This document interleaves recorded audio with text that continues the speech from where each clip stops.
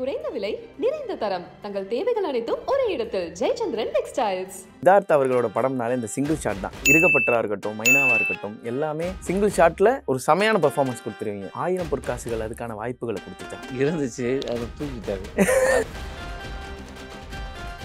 நல்லா இருந்தது, எனக்கு ரொம்ப பிடிச்சிருந்தது. ஷார்ட் பண்ணையிலே தலைவா அது நல்லா இருக்கு, அப்படியே சிங்கிளாக போகாமே அப்படின்னு தான் கேட்டேன். சரி போங்க வாங்க எடுத்துருங்க போங்க அப்படின்னாரு. எல்லாம் எடுத்துட்டு கடைசி தூக்கிட்டாரு. பருத்திவரனில் நம்ம எப்படி பார்த்தோமோ அப்படியே உள்டா ஒரு வேர்ஷன்ஸ் இருக்குல்ல, மகா சோம்பேறி.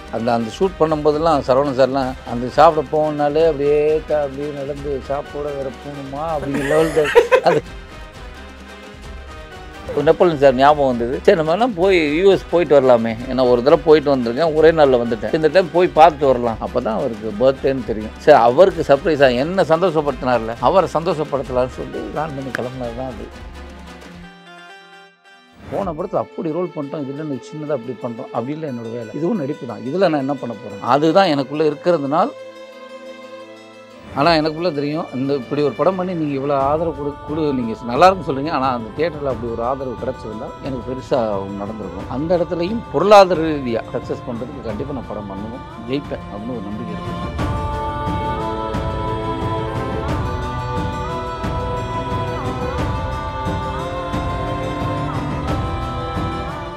நக்கீரன் ஸ்டுடியோ வியூவர்ஸ்க்கு வணக்கம். நான் விஜய் ஹரிஹரசுதன். இன்னைக்கு நம்ம கூட இருக்கிறது யாருன்னு பார்த்தீங்கன்னா 1000 பொற்காசுகள் படக்குள்ள தான் இருக்காங்க. வணக்கம். வணக்கம். டைரக்டர் ரவி முருகையாவும் ஆக்டர் விதார்த் அவர்கள் தான் இருக்காங்க. எப்போதுமே புன்னகையோட தான் அண்ணன் வரவேற்பார். அந்த புன்னகை எப்போதுமே வாழ்க்கை முழுவதும் இருக்கணும்னே. ஐயோ உங்களோட வார்த்தையை போது ரொம்ப சந்தோஷமாக இருக்குது. ஓகேண்ணே. இப்போ எப்போதுமே அந்த விதார்த் அவர்களோட படம்னாலே இந்த சிங்கிள் ஷாட் தான். சிங்கிள் ஷாட்டில் பர்ஃபார்மன்ஸ் பண்ணுறதுல எப்போதுமே அந்த நடிகனுக்கு மிகப்பெரிய பசி அந்த சிங்கிள் ஷாட்டாக தான் இருக்க முடியும்னு நினைக்கிறேன். இருக்கப்பட்டரா இருக்கட்டும், மைனாவாக இருக்கட்டும், எல்லாமே சிங்கிள் ஷாட்டில் ஒரு ஒரு செமையான பெர்ஃபார்மன்ஸ் கொடுத்துருவீங்க. 1000 பொற்காசுகள் அதுக்கான வாய்ப்புகளை கொடுத்துச்சா? இருந்துச்சு, அதை தூக்கிட்டாரு.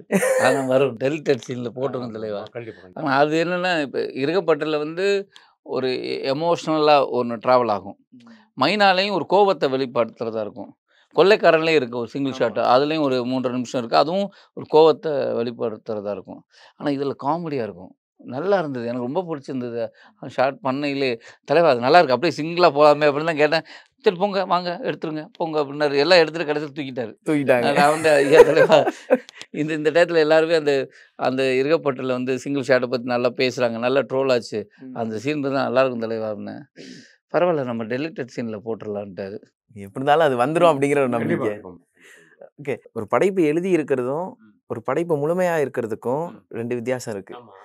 எழுதி இருக்கிறது எப்படியாச்சும் உருவாயிடும் அப்படின்னு தெரியும். ஆனால் உருவான ஒரு விஷயத்த திரைக்கு கொண்டு வரதுங்கிறது இப்போ கடினமாயிடுச்சு, ரொம்பவே கடினமாயிடுச்சு. அந்த கடினத்தெல்லாம் மீறி 1000 பொற்காசுகள் இப்போ வரப்போகுது. ஒரு டைரக்டரா ஏன் இவ்வளோ நாள் நம்ம படம் ரிலீஸ் ஆகாமல் இருக்கு அப்படிங்கிற அந்த ஒரு வருத்தம் இருக்குல்ல? ஆமாம், ஒரு மன வருத்தம் அப்படின்னு சொல்ல முடியாது. ஏன்னா நம்மளோட தானே, அதை பேர் வருத்தப்பட்டு ஒன்றும் பண்ண முடியாது.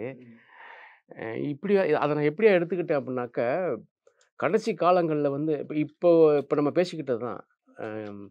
ஏதாவது சம்பவங்கள் நடந்தால் தானே பின்னால் நம்ம ஏதாவது பேசிக்கிறதுக்கு ஏதாவது நினைவுகள் இருக்கும். ஒன்றுமே இல்லை அப்படின்னாக்கா, சும்மா நம்ம செருப்போடே பிறந்துட்டோம் அப்படின்னாக்கா, அப்புறம் எப்படி நம்ம கல்லில் நடந்தோமா இல்லை முள்ளில் நடந்தோமான்னு எப்படி தெரிய போகுது? அப்படிதான் சொல்லுவாங்கல்ல, எது போகுதோ அது வழியாக அப்படியே நம்ம போயிடணும். எதிர்த்து நின்றுக்கிட்டு அது கேள்வி கேட்டுக்கிட்டு நம்ம இப்போ யோசிச்சுக்கிட்டு இருந்தோம்னாக்கா அது சரியாக வராதுன்னு நினைக்கிறேன். அந்த மனநிலையில் தான் நான் நாங்கள் எல்லாம் பயணிக்க ஆரம்பிச்சிட்டது. ஓகே. உங்களுக்கு எப்படி இருந்தது? ஏன்னா நீங்கள் இப்போ தேர்வு செய்கிற எல்லா படங்களுமே ஒரு ஹீரோக்கான வெற்றி கிடைச்சதுக்கப்புறம் அடுத்தடுத்து ஓடிக்கிட்டு இருப்பாங்க. ஆனால் இருந்தாலும் நீங்கள் செலக்டிவாக பண்ணுறீங்க. அந்த செலக்டிவாக பண்ணுற ஒரு படமும் ரொம்ப நாளாக ரிலீஸ் ஆகாமல் இந்த படம், ஏன்னா நீங்கள் ரொம்ப என்ஜாய் பண்ணீங்க. அந்த ஒரு சிங்கிள் ஷாட்டுக்கே இவ்வளோ என்ஜாய் பண்ணுற ஒரு நபர் ஒரு முழு படமும் ரொம்ப நாள் அப்படி ஆகுதுங்கிறது. ஆமாம், இல்லை நம்ம ஆக்சுவலாக என்னென்னா, அது எனக்கு திரையில் பார்க்குறம்போது டைரக்டரோட திருப்தி எனக்கு ஓகே ஆகிடுது. திரையில் பார்க்கும்போது யாராவது கேள்வி கேட்கையில் தான் எனக்கு தோணுது. ஏன்னா நான் நாடகம் பண்ணுறேன், நாடகத்தை நிகழ்த்திட்டேன்னா முடிஞ்சு போச்சு, நான் அடுத்ததுக்கு போயிடுவேன். எனக்கு ஒரு ஷோ பண்ணிட்டேன்னா முடிஞ்சு போச்சு, 4 ஷோ. இது எத்தனை ஷோ போச்சு, அது எத்தனை ஷோ போச்சு அப்படின்னு இல்லை. என்னைக்கா கேட்கும்போது அந்த ஷோவை பண்ணி பார்ப்போம். அப்போ நான் அந்த நாடகம் ஒன்று பார்த்தேன்னு சொல்லி கேட்பாங்க. அவ்வளோதான் எனக்கு இருந்தது. ஏன்னா எனக்கு குறுகிய ஆடியன்ஸு, குறுகிய ஷோஸ், ஆனால் சினிமாங்கிறது அப்படி தான். எடுத்தோம்னா டைரக்டர் பார்த்தாரா, ப்ரொடியூசர் பார்த்தாரா, ஒரு 10 பேர் பார்த்தாரா, நல்லா இருந்துச்சு, முடிஞ்சு போச்சு. எனக்கு அது திரையில் மக்கள் பார்க்கணும் அப்படிங்கிற ஆவல் இருந்தாலும் அது என்னை போய் பெரிய டிஸ்டர்ப் பண்ணுறது இல்லை. ஆனால் இதை இயக்குனர்கள் நம்ம அடுத்த படத்துக்கு போயிடுவோம். அந்த படத்தோட இயக்குனர்கள் வந்து அதுக்குள்ளே இருக்கும்போது இருக்குல்ல, நமக்கு ஒரு வேதனை இருக்கும். சரி இந்த படம் வந்தா இந்த ஆள் மனுஷன் இப்போ ஒரு லைஃப் அடுத்த அடுத்த நிலைக்கு அவரும் போயிடுவாரு. அப்புறம் அதில் நடித்த நடிகர்கள் சின்ன கேரக்டர் நடிச்சிருப்பாங்க. சார் ஏதாவது படம் சொல்லுங்கன்னா, சரி இந்த படத்தை அவன் நல்லா பண்ணியிருந்தான், அவனுக்கு இந்த படம் வந்தால் பெருசாக இருக்கும்ல. அது அப்போ தோணும் நமக்கு, நம்ம படம் வரணுங்கிறது மித்தவங்களை பார்க்க. ஏன்னா அந்த வருத்தம் உங்களுக்குமே இருக்கும்ல, ஒரு துணை நடிகராக இருந்து தான் இந்த அளவுக்கு நீங்கள் வந்திருக்கீங்க. பல படங்களில் வந்து நல்ல பர்ஃபார்மன்ஸ் பண்ணியிருக்கோம் அப்படின்னு தெரிஞ்சு அந்த படம் வராமையே இல்லை. அதுதான் நமக்கு வந்து எனக்கு 4 பேர் பார்த்தா போதும். ஏன்னா நான் ஒரு வேளை நான் அடுத்த படம் ஷூட் இல்லாமல் இருந்தால், எனக்கு அடுத்த படங்கள் இல்லாமல் இருந்தால், இந்த படம் வந்தால் நமக்கு பெருசாக இருக்கும்னு நமக்கு தோண வைக்கலாம். நம்ம அடுத்தடுத்து போயிட்டே இருக்கோமா, அது எனக்கு நான் உள்ளதை சொல்கிறேன். இது எவ்வளோ சுவாரஸ்யமாக சொல்லணும்னு என்னோட வேலை இல்லை. எனக்கு என்ன தோணுதோ அதை தான் உங்களை பகிர்ந்துக்கிறேன். எனக்கு வந்து அது டிஸ்டர்பாக இருந்தது இவர். அப்புறம் இதில் நடித்த சின்ன சின்ன கதாபாத்திரங்கள் நடித்த நடிகர்கள்லாம் ரொம்ப பிரமாதமாக பண்ணியிருக்காங்க. அவங்களுக்குலாம் இது வந்தால் ஒரு பெருசாக இருக்கும்னு. ஏன்னா நான் இப்போ இதில் வந்து அவர் சுப்பிரமணியன் இருக்கார். அவர் வந்து இருகப்பட்டில் அந்த வக்கீல் நடிச்சிருப்பார். இதை பார்த்து தான் அங்கே வந்தது. இப்போ வந்து சாட்டை அன்பழகன் படத்தில் ரோல் பண்ணுறாரு. இப்போ நான் பண்ணுற படங்கள் அவர் நான் சொல்கிறேன் நல்ல நடிகருங்க அப்படின்னு. இந்த படம் வரும்போது இன்னும் என்ன ஆகுனா, அவர் ரொம்ப ஸ்ட்ராங்காக இருக்கும். நம்ம சொல்ல தேவையில்லை, அவங்களே தூக்குவாங்க. ஐயோ அவர் பிரமாதமாக பண்ணியிருக்காரு அப்படின்னு. ஓகே, உங்களுக்கு தெரியும்ல, இப்போ சீக்வன்ஸ் எடுத்துக்கிட்டு இருக்கும்போது சடனாக நீங்களே சிரிச்சிருப்பீங்க. அப்படிங்கும்போது இந்த கதையை வந்து எந்த அளவுக்கு நம்பினீங்க? இல்லை, எனக்கு என்னென்னா ஃபஸ்ட்டு ரவிமுருகை நம்பினேன். ஏன்னா அந்த கதையை நம்பினேன்னு சொன்னால் நான் கமிட் ஆனதுக்கு அப்புறம் தான் கதையை கேட்டேன். அதனால நான் சொல்கிறேன். என்னென்னா எனக்கு இவர் வந்து மைனா அதுக்கு முன்னாடிலாம் தெரியும். மைனாவுக்கு அப்புறம் நாங்கள் ஒரு படம் பண்ணலான்னு பிளான் பண்ணிகிட்டு இருந்தோம். அப்புறம் இவருடைய ஒரு கதையை வந்து திருநாவுக்கரசுங்கிறத நான் வாங்கி வச்சுருக்கேன், அடுத்த படம் பண்ணணும்னு. அப்போ இவர் கூட கிட்டத்தட்ட நான் ஒரு 20க்கும் மேற்பட்ட கதைகள் எனக்கு தெரியும், இவருடைய கதைகள். எனக்கு எல்லா கதைகளும் பார்க்கும்போது இவர் கூட எல்லா கதையும் நான் தான் நடிக்கணும்னு ஆவல் ஜாஸ்தி. ஏன்னா அப்படி ஒரு சென்சிபிள் கதை அது. அப்போ திடீர்னு அவர் சொன்னார், நம்ம படம் கமிட் ஆகிட்டேன் தலைவா, நம்ம வந்து ஷூட்டு தஞ்சாவூரில் அப்படின்னாரு. அப்புறம் அது என்ன, சரி என்ன கதை, வாங்க பேசிக்கலாம், நான் சொன்ன கதையில் தான் ஒரு கதை அப்படிங்கிற ஒரு இதுதான் போச்சு. அப்புறம் ஷூட்டை ஆரம்பிச்சிட்டாங்க. 2 நாள் ஆச்சு. நான் 3ஆவது நாள் தான் ஜாயின் பண்ணுறேன். ஜாயின் பண்ண அன்றைக்கி நைட்டு ரூமில் கதை கேட்குறேன். அப்போது அது இந்த படத்தில் நல்லா இருக்குது அப்படின்னா அவருடைய விஷயந்தான். அவர் வந்து என்ன பண்ணணும் அப்படின்னா, ஒன்றும் பண்ண வேண்டாம், இப்போ கேட்டிங்கல்ல அப்படியே வந்து மித்தவங்கலாம் எப்படி நடிக்கிறான்னு பாருங்கள், அது போதும், பார்த்தா மட்டும் போதுட்டீங்க. நீங்கள் நடிக்கனா இவர் வந்து பயங்கரமான நடிகர், நல்ல நடிகர், சூப்பர் நடிகர். அளவு பாரு, சிரிக்க வச்சிருக்கிறாரு. அந்த மைனாவிலாம் அந்த சிங்கிள் ஷாட் சொன்னீங்க நீங்கள், அந்த லவ் சீன் எவ்வளோ நாள் திறத்துவீங்கன்னு சொல்லிட்டு ஏதோ டைலாக் ஒன்று ஆரம்பிச்சு ஒன்று இருக்கும், நல்ல எமோஷனலாக இருக்கும் எல்லாமே. இதில் நான் என்ன சொல்லினேன் அவர்கிட்ட, இவங்க எல்லாம் நடிப்பாங்க, ஏன்னா நீங்கள் கூத்துப்பட்டனை வந்து நீங்கள் பயிற்சி எடுத்து வந்துக்கிறீங்க, இவங்கெல்லாம் சரியாக நடிக்கிறாங்களான்னு நீங்கள் பாருங்கள், அங்கே ஒரு நடிப்பு ஒன்று வரும். ஓகே, அதுதான் வந்து இதுக்கு தேவையானது. ஏன்னா இவருடைய நடிப்புக்காக மற்ற ஆட்கள் எல்லாம் வந்து நான் வந்து அடுத்தடுத்த கேரக்டரை நான் வந்து அவங்கக்கிட்ட இப்படி தான் நீங்கள் நடிக்கணும்னு சொல்லியிருந்தேனாக்க இது ஹியூமர் ஒர்க் அவுட் ஆகிருக்காது. ஓகே, அந்த ஃப்ளோ கிடச்சிருக்காது. அவங்களுக்காக இவரை ஃபுல்லாக வந்து டவுன் பண்ணி இந்த லெவல் போதுங்க. ஏன்னா எவ்வளோ கஷ்டம் தெரியுமா, அதுதான் குறைச்சிருக்குது. இங்கே கூட்டுறது நம்ம அதிகம் நம்மான்னு கூட்டிடலாம். ஏன்னா இவர் பயங்கரம் மேலே இருக்கார். இப்போ இவரை கொண்டாந்து இறக்கின்னு வந்துட்டு சில சமயங்களில் ஷார்ட் போயிட்டு இருக்கும்போது கேட்பார், நம்ம வந்து இன்னொரு பண்ணிக்கிறேன், இந்த மாதிரிலாம் நம்ம பண்ணிக்கிறேன் அப்படின்னு. பண்ணுங்க போங்க. பருத்திவீரனில் எப்படி வந்து சித்தப்பா அப்படிங்கிற ஒரு வேர்டு வந்து இப்போ வரைக்கும் அவரை வந்து அப்படி பார்க்குறாங்களோ, 1000 பொற்காசுகளில் மாமாவும் அப்படி தான் இருப்பாரா? உண்மையிலே வந்து ஆக்சுவலி இந்த ரோல் வந்து வடிவேல் சாருக்காக அவர் எழுதுனது. அதுக்கப்புறம் தான் அது சில காரணங்கள் பண்ணல, சரவணன் சார் வந்தார், அதை அப்படியே அடாப்ட் மாற்றிக்கிட்டார். இவர் பண்ணால் எப்படி இருக்குங்கிற சில விஷயங்கள்லாம் மாற்றி பண்ணிட்டார்.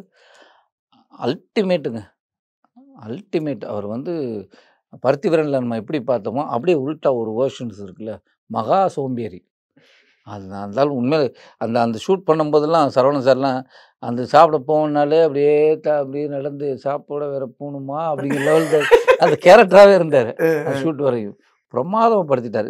இந்த படம் அவருக்கு பெருசாக பேச வைக்கும். இப்போ சினிமாவில் வந்து நம்ம ஒவ்வொருத்தரும் ஒவ்வொரு ரிஸ்க் எடுப்பாங்க. ஏன்னா ஒரு குறிப்பிட்ட வரைக்கும் சினிமா முயற்சி பண்ணுறது ஒரு ரிஸ்க்கு, அந்த வாய்ப்பு கிடைச்சதுக்கப்புறம் அந்த வாய்ப்பை தக்க வச்சுக்கிறது ஒரு ரிஸ்க்கு. அதுலேயும் வெற்றி அடைஞ்சிட்டா அடுத்ததாக ஒரு நடிகனாக மட்டும் இல்லாமல் ஒரு ப்ரொடியூசராக நம்ம ஒரு ரிஸ்க் எடுப்போம் அப்படின்னு. விதார்த் அந்த ரிஸ்க் எடுத்து எந்த அளவுக்கு ஒரு சக்ஸஸ்ஃபுல்லான ஒரு நபராக இருக்கார்? நான் என்னோடய முதல் படம் வந்து குற்றமே தண்டனை. அது வந்து நான் என் பிரதர்ஸ் எல்லாம் சேர்ந்து ப்ரொடியூஸ் பண்ணது. அது எனக்கு விமர்சன ரீதியாக அப்புறம் மக்கள்கிட்ட அங்கீகாரமாக எனக்கு பெருசாக கிடச்சிது. ஆனால் பொருளாதாரமாக இழப்பு தான் ஏற்பட்டது. அதில் சக்ஸஸ் பண்ணோம், ஆனால் நேம் கிடச்சிது.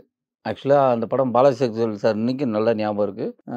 என்ன வேணால் நீ பின்னாடி சம்பாதிச்சு எல்லாம் பண்ணிடலாம், ஆனால் இப்படி ஒரு படத்தை உன்னால் திருப்பி எடுக்க முடியுமான்னு தெரில. அப்படி ஒரு படத்தை எடுத்துட்டேன். அது உனக்கு என்றைக்குமே இன்றைக்கி நான் கடல் தாண்டி எந்த நாட்டுக்குள்ளே போனாலும் ஃபஸ்ட்டு கேட்குறது மைனாவோட குற்றமே தண்டனை பற்றி. செம்ம படம் சார், ரொம்ப அற்புதமான படம், அந்த மாதிரி படங்களை ப்ரொடியூஸ் பண்ணுங்க அப்படின்னு. ஆனால் எனக்குள்ளே தெரியும், இப்படி ஒரு படம் பண்ணி நீங்கள் இவ்வளோ ஆதரவு நீங்கள் நல்லாயிருக்குன்னு சொல்கிறீங்க, ஆனால் அந்த தியேட்டரில் அப்படி ஒரு ஆதரவு கிடச்சிருந்தா எனக்கு பெருசாக ஒன்று நடந்திருக்கும். ஆனால் இப்போயும் எனக்கு தோணுது, அந்த இடத்துலையும் பொருளாதார ரீதியாக சக்ஸஸ் பண்ணுறதுக்கு கண்டிப்பாக நான் படம் பண்ணுவேன், ஜெயிப்பேன் அப்படின்னு ஒரு நம்பிக்கை இருக்குது. ஓகே, இப்போ நீங்கள் சொல்லுங்கள் சார். இப்போ ஒரு தமிழ் சினிமா இந்த அளவுக்கு கிட்டத்தட்ட ஒரு 100 வருஷத்தை தாண்டி போயிடுச்சு. இப்போவும் வந்து ஒரு குறிப்பிட்ட காலத்துக்கு வரைக்கும் வந்து ஒரு பெரிய ஸ்டார் இருந்தால் ஒரு நல்ல படம் பண்ணிடலாங்கிற ஒரு நம்பிக்கை உடஞ்சி கதை மட்டும்தான் மக்கள் இப்போ எதிர்பார்க்குறாங்களே ஒரு நிலைமை வந்திருக்குல்ல. ஒரு டைரக்டராக இது எப்படி பார்க்குறீங்க சார்? ஆமாம், ரொம்ப ஒரு நல்ல விஷயம் இல்லை உங்களுக்கு. ஏன்னா நமக்கு முன்னாடி சொன்ன ஆட்கள் எல்லாமே வந்து என்ன அப்படின்னாக்க, பொதுவாக நம்ம ஆட்கள் எல்லாமே கதை கேட்டு வளர்ந்தவங்க.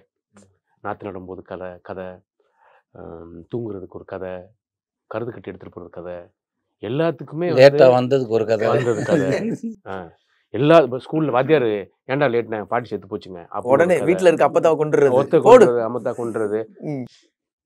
போன மாதம் சொன்னேன் அம்மத்தா செத்து போச்சுன்னு, அது வேற அப்பத்தா, அதாங்க அம்மத்தாங்க, இது சின்ன பத்தா அப்படின்னு சொல்லுவோம்ல. அந்த மாதிரி கதையில் வந்து இருக்கக்கூடிய சுவாரஸ்யங்கள், அந்த கதாபாத்திரங்கள் நீங்கள் பார்த்ததும் நீங்கள் பார்க்காத கதாபாத்திரத்தும் கொண்டாந்து அந்த கதைகளுக்குள்ளே நீங்கள் சொல்லக்கூடிய விஷயங்கள் இருக்குல்ல, மக்கள் வந்து அதை தான் விரும்புவாங்கன்னு நினைக்கிறேன். ஓகே, இப்போ நீங்கள் சொல்லுங்கள். இப்போ ஒரு கதை தேர்வு அப்படி அப்படிங்கும் போது விதார்த் அவர்களோட மனநிலை எப்படி இருக்கும்? ஏன்னா நிறைய இயக்குநர்கள் உங்களில் வந்து நான் தெரிஞ்சவங்களா இருக்கலாம், தெரியாதவங்களா இருக்கலாம், எல்லாரும் வந்து சொல்லும் பொழுது ஒரு நல்ல கதை அப்படின்னு தெரிஞ்சு இதில் நான் நடிக்க முடியுமா, இந்த பட்ஜெட் இவ்வளோ இருக்குவேன் அப்படின்லாம் யோசிக்கிறீங்களே, அந்த ஒரு கதை கேட்குற விதமே எப்படி இருக்கும் உங்களுக்கு? கதையை மட்டும் கேட்பேன், நான் பட்ஜெட் பற்றி யோசிக்க மாட்டேன். அது சின்னதாக இருக்கலாம், பெருசாக இருக்கலாம், அது என்னோடய அவசியம் இல்லாத விஷயம். ஆனால் கதை கேட்ட உடனே நமக்கு ஒன்று வைப்ரேட் பண்ணும்.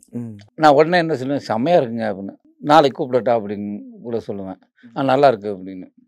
நைட்டு படுக்கும்போது அது என்னை டிஸ்டர்ப் பண்ணும், செம்ம அப்படின்னு. அதை பற்றியே ஒரு ட்ராவல் இருக்கும். நம்ம அன்றைக்கி பேசுகிற பூரா அதை பற்றியாவே ஒரு சிந்தனைகள் ஓடும், அதை ஒட்டியே சிந்தனைகள் ஓடும். நைட் தூங்க ஒரு மாதிரி இருக்கும், காலையில் வந்துச்சுன்னா தலைவா நான் அதை பண்ணலாம் அப்படின்னு. நான் பண்ண போகிறதில்லன்னு சொன்னால் உடனே சொல்லிடுவேன், அதை நான் இழுக்க மாட்டேன். பண்ணுறேன்னு சொல்கிறத ஒரு நாள் 2 நாள் டைம் எடுத்துக்குவேன். அது என்ன பண்ணுது, அப்போ புது புது ஒரு விஷயங்கள் தோணும், நமக்கு ஏதோ ஒன்று தோணும். அப்போ தலைவா இப்படி எனக்கு இப்படி இருக்குது, அப்படி இருக்குது, என்னை என்னமோ பண்ணுதுங்க, இது இப்படி தாங்க என் வீட்டில் ஒன்று நினச்சி, இப்படி தான் அங்கே அவன் ஒருத்தன் சொன்னான், ஏதோ அப்போல்லாம் மைண்டில் வரும். அது அப்போ நம்ம அந்த ரோலுக்குள்ளே ட்ராவல் ஆகிறோன்னு ஒன்று ஆகிடும். அப்படி தான் ஒத்துக்கிறது. இவர்கிட்ட எப்படி சொன்னீங்க சார்கிட்ட? அதான் இவர் இவருக்காகவே ஒத்துக்கிட்டது தானே எனக்கு. ஏன்னா இவருடைய கதைகளுக்கு ரொம்ப காலமாக சொன்னார் இல்லையா, ரொம்ப காலம் பழக்கம் எனக்கு. அதனால சும்மா ஒரு ஃபோன் பேசும்போதெல்லாம் சொல்லுவேன், இப்படி ஐடியா ஒன்று இருக்குங்க, இப்படி ஐடியா ஒன்று இருக்குங்க. இவரும் வந்து சில அந்த ஐடியாஸ் கொடுப்பார், இப்படி எல்லாம் பண்ணிக்கலாம், இப்படி பண்ணிக்கலாம், இப்படி பண்ணிக்கலாம் அப்படி சொல்லுவார். என்னன்ட்டு இவரை ஈஸியாக வளச்சிக்கலாம், ஒரு மாதிரியா உருண்டையாக உருட்டிக்கலாம், அந்த மாதிரியான ஒரு களிமண்ணா கொடுத்தீங்கன்னா எப்படி வேணாலும் செஞ்சுக்கலாம். அதனால தான் இவர் இவ்வளோ எளிமையாக இருக்கிற காரணம் என்னன்னு கேட்டிங்கனாக்க, இவங்க எப்போ வேணாலும் நம்மளை எப்படி வேணாலும் ஆக்கிடுவாங்க அப்படிங்கிற ஒன்று மனசுக்குள்ள அவருக்கு கண்டிப்பாக இருக்குது. எப்போ வேணாலும் என்ன வேணாலும் நம்மளை வந்து மாற்ற முடியும். ஒரு இவரோட தைரியம் என்னன்னா, ஒரு ஹீரோவா மட்டுமே நடிச்சுக்கிட்டு இருந்த விதார்த் அவர்கள் அன்பு அறிவு படத்தில் வந்து ஒரு ஆன்டகனிஸ்டாக நிற்கிறார். அது வந்து ஒரு தைரியம் தானே. அதுவும் வயசான கிட்ட போட சொல்லி அதுவும் நடிக்கிறாரு அப்படிங்கிறது வந்து அதில் அந்த கம்ஃபர்ட் ஜோன்லேருந்து வெளியே வரத்துக்கு ஒரு தைரியம் வேணும்ல. அதை எப்படி நீங்கள்? இல்லை, ஆக்டிங் தான், நம்ம தியேட்டரில் பண்ணுற ஒரு விஷயம் தான். எனக்கு நடிக்க அதுதான் இங்கே என்ன பிரச்சனை இருக்குன்னா, நான் பண்ணுறேன் படம், இந்த படம் உதாரணத்துக்கு இருக்கப்பட்டு நடிச்சிட்டோம், பயங்கர ஹிட்டு. அப்போ அது இவ்வளோ கலெக்ஷன், இப்படி ஒரு ஹிட்டாக இருக்குது, அடுத்து நம்மளோட சம்பளத்தை இவ்வளோ கூட்டிக்கலாம். சம்பளத்தை விட்டுருங்க, அதாவது அடுத்த விஷயம். ஏன்னா சம்பளம் வந்து நீ கேட்டால் கூட கொடுக்க போகிறதில்ல, அவங்க சொல்கிறது தான் ஒரு விஷயம். நமக்கு அதை மெயின் திங், அடுத்த படம் இதோட பயங்கரமாக போகணும். அப்போது இப்படி இருக்கணும் கதை, அப்போது இப்படி ஆக்டர்ஸ் அதில் இருக்கணும், இவங்கெல்லாம் ஹீரோயினாக வரணும், இவங்க வில்லனாக வரணும், இவங்க இருக்கணும், இவங்க மியூசிக் இருக்கணும் அப்படின்னு ஒரு பெரிய ஒரு ட்ரீம் ஒன்று உள்ளே போயிடுறோம். நம்ம அடுத்த லெவலுக்கு வளர்றோன்னா அது இல்லை. எனக்கு என்னென்னா, இந்த படம் அதோட முடிஞ்சு போச்சு. எனக்கு ஒரு கதை அது வந்து அதான் சொல்கிறேன், அது வெறும் 50 லட்சத்தில் எடுக்கிற படமாக இருக்கட்டும், அது 5 கோடியில் எடுக்கிற படம், அது எனக்கு அவசியம் இல்லை. என்ன பண்ணுது நான் வந்து தொடர்பு படுத்திக்க மாட்டேன். போன படத்தில் அப்படி ரோல் பண்ணிட்டோம், இதில் சின்னதாக அப்படி பண்ணுறோம், அப்படி இல்லை என்னோடய வேலை. இதுவும் நடிப்பு தான், இதில் நான் என்ன பண்ண போகிறேன், அதுதான் எனக்குள்ளே இருக்கிறதுனால எனக்கு இந்த வில்லனாக பண்ணுறது இல்லை சின்ன கேரக்டர் பண்ணுறது கேமியோ பண்ணுறது அதெல்லாம் எனக்கு ஒரு பிரச்சனையே இல்லை. நான் நடிக்க தானே கூப்பிட்றாங்க, கண்டிப்பாக வேறு வேலைக்கு கூப்பிடல இல்லை. அப்போ அது ஒரு சந்தோஷம் தானே, அதை எவ்வளோ திருப்தியாக பண்ணலாம். இதைத்தான் நான் சொன்னேன், இவரை எப்படி வேணாலும் நம்ம வந்து மோல்டு பண்ணிக்கலாம். ஓகே. இன்னொன்று என்னென்னா, இவர் எப்படி பார்க்குறாரு சினிமாவை, இவருடைய கேரக்டர் எப்படி பார்க்குறாருன்னா, இவருக்கு என்ன இருக்குன்னு தான் அங்கே பார்க்குறாரு. நான் முழுசாக இருக்கணும், இந்த படத்தை ஃபுல்லாக நானே பண்ணணும் அப்படிங்கலாம். இப்போ நீங்கள் 1000 முருகாசல் நீங்கள் பார்த்தீங்கன்னா, ஃபஸ்ட்டு சரவணன் சார் அப்படி ஸ்டார்ட் ஆகும், அதுக்கப்புறம் இவர் வருவார், திரும்ப இவங்க 2 பேரும் இன்னொருத்தர் வருவார், அப்புறம் இன்னொருத்தர் வருவான். இப்படி இவங்க என்ன பண்ணுவாங்கன்னா, ஆளை ஒவ்வொருத்தராக சேர்த்து கொண்டு போயிட்டு கடைசியாக ஊரே சேர்த்து விட்ருவாங்க. எல்லாருமே குற்றவாளி, எல்லாருமே வந்து போயிடுவாங்க.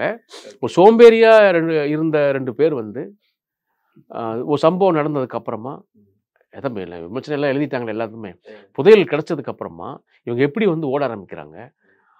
ஒரு 2 பங்கு எப்படி ஜார்ஜ் குரியன் சாரோட 3 பங்கு ஆகுது.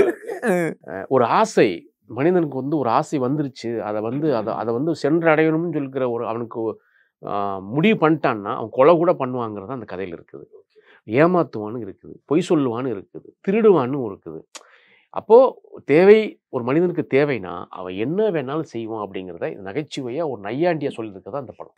சரி சார், இப்போ திடீர்னு பார்த்தீங்கன்னா அமெரிக்காவுக்கு போய் நெப்போலியன் சாருக்கு சர்ப்ரைஸ் கொடுத்தீங்கல்ல, அந்த மூமெண்ட் பற்றி சொல்லுங்கள். இல்லை, நெப்போலியன் சாருக்கு மெயின் என்னென்னா, நான் நண்பர்களை தான் எனக்கு சார் பழக்கம். அப்போது டெய்லி 42 நாள் ஒன்று. அப்போ கூட உங்களுக்கு கண்டுபிடிக்கலாம் அந்த வீடியோவில் பார்க்கும்போது. அதான் என்னென்னா, நாங்கள் எங்கள் ஷூட்டில் இருக்கையில் என் பொண்ணு இங்கே ஸ்கூலில் ஜாயின் பண்ணாங்க என் பொண்ணுக்கு. அப்போ எனக்கு ஆள் இல்லை, அவர் தான் வந்து இந்த ஃபீஸ் கட்டி கமிட் பண்ணார் ஸ்கூலுக்கு. அப்போ நான் காசு கொடுத்தா வாங்கலை அவர். 20 பைசா இல்லை சார், அந்த காசு கொடுங்க விட்டுருன்ட்டார். அது எனக்கு ரொம்ப நெகிழ்வாக இருந்தது மைண்டுக்குள்ளே. இப்போ என் பொண்ணு நடிச்சுன்னா, அப்போ இந்த இருக்கப்பட்ட ரிலீஸ் ஆகி ரொம்ப சந்தோஷமாக இருக்கிற டயத்தில் என் பொண்ணு ஒரு ஒரு டான்ஸ் ஒன்று ஆடினாங்க எங்கள் ஒரு கோவிலில். அப்போ பார்த்தேன், இது அந்த ஸ்கூலில் சேர்ந்தது, அங்கே ஆடினது. இப்போ நெப்போலியன் சார் ஞாபகம் வந்தது. சரி, நம்மலாம் போய் யூஎஸ் போயிட்டு வரலாமே, ஏன்னா ஒரு தடவை போயிட்டு வந்திருக்கேன், ஒரே நாளில் வந்துட்டேன். சரி, இந்த டைம் போய் பார்த்துட்டு வரலாம், அவரையும் பார்த்த மாதிரி இருக்கும் அப்படின்னு சொல்லி பிளான் பண்ணோம். அப்போ தான் அவருக்கு பர்த்டேன்னு தெரியும். சரி, அவருக்கு சர்ப்ரைஸாக என்ன சந்தோஷப்படுத்தினார்ல, அவரை சந்தோஷப்படுத்தலான்னு சொல்லி பிளான் பண்ணி கிளம்புனது தான் அது. ஓகே. எப்படி இருந்துச்சு அங்கே இங்கே வேட்டி சட்டையை பார்த்த நெப்போலியன் சார் அங்கே பேண்ட் ஷர்ட்டு போட்டு? இல்லைங்க, அவர் வந்து இங்கே ஒரு மந்திரி, புரியுதுங்களா, அப்புறம் ஆக்டர், அப்புறம் இங்கே வந்து தொழில் அதிபராக இங்கே இருந்தவர். தன் மகனுக்காக கடல் தாண்டி ஒரு நாட்டுக்கு போய் செட்டில் ஆகிறாரு. ஒரு 13 வருடமாக தன் மகனுக்காக அங்கே ஒரு வீடு கட்டி அங்கே வர்றாரு. ஆனால் நெப்போலியன் மன்னரை வந்து நம்ம படிச்சிருக்கோம், நெப்போலியன் மன்னரை அங்கே வாழ்கிறாரு. அப்பா, அவரை சுற்றி ஒரு ஆயிரக்கணக்கான மக்கள். ஐயோ, அங்கே இருக்கிற நம்ம தமிழ் மக்கள் அங்கே அட்லாண்டா அங்கெல்லாம் செட்டில் ஆனவங்க பர்த்டேக்கு வராங்க. எல்லாரும் எப்படி பேசுகிறாங்க அப்படின்னா, நான் இங்கே பேசுகிறது வேறு. நம்ம உதாரணத்துக்குங்க, இப்போ நம்ம இன்டர்வியூ கொடுக்குறோம், நம்ம எல்லாமே நல்லதே சொல்லுவோம். ஆமாம், கண்டிப்பாக, புரியுதுங்களா. நிறைய இல்லாத 2 சேர்த்து கூட சொல்லுவோம். நான் அப்படி சொல்கிறேன், சேர்த்து கூட சொல்லுவோம். ஆனால் நீங்கள் அங்கே மேடை அந்த ஒரு ஃபங்க்ஷனில் வர அத்தனை பேரும், இப்போ நான் எப்படி பேசணும், நான் அந்த 852 பேர் என்னமோ வந்திருந்தாங்க அந்த ஃபங்க்ஷனுக்கு. 882 பேரும் அதை பற்றி பேசுகிறாங்க. ஐயோ, நெப்போலியன் சார் பயங்கரம். அப்புறம் அவங்களுடைய வாழ்வாதாரத்தை எப்படி நினைக்கிறேன், என்ன பண்ணிட்டு இருக்காது போயிட்டு அந்த வீடு எங்கே, நீ நான் வீடு வாங்குறேன், முதல்ல இந்த வீட்டை வாங்கு. அங்கே எல்லாரும் சொல்கிறாங்க, எல்லாரும் இந்த வீடு எனக்கு நெப்போலியன் சார் வாங்கி கொடுத்தாரு, இவங்க காசு தான், நீ இப்படி இருக்காத, முதல்ல ஒரு கமிட்மெண்ட்டுக்குள்ளே வா அப்படின்னு ஒரு லைஃப்பை வந்து டிசைன் பண்ணி அனுப்புகிறார் அவர். அப்புறம் அங்கே போயிட்டு எங்களுக்கு அவர் வேன் ஓட்டி என்னை கூட்டிகிட்டு அவர் ஃபார்ம் ஹவுஸ்க்கு போய், அதெல்லாம் எனக்கு நெப்போலியன் சார் வந்து நானும் அவரும் பின்னாடி உட்காந்து டிரைவர் வண்டி ஓட்டுவோம், அசிஸ்டன்ட் இருப்பான். ஆமாம், அப்படின்னு நம்ம பார்த்தவர்.